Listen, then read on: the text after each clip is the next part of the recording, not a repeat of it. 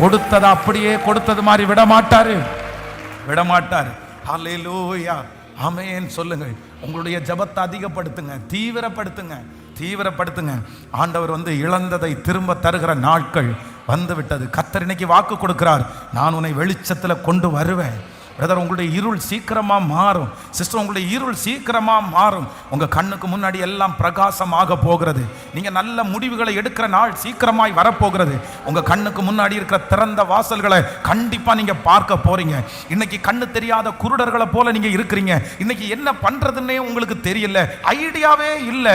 ஆனா கர்த்தர் வாக்கு கொடுக்கிறார், இது சீக்கிரமாய் மாறும். ஆண்டவருடைய வருகை தாமதிக்குமானால் வருகிற ஆண்டு, இந்த ஆண்டினுடைய இருள் எல்லாம் உங்களுக்கு வெளிச்சமாய்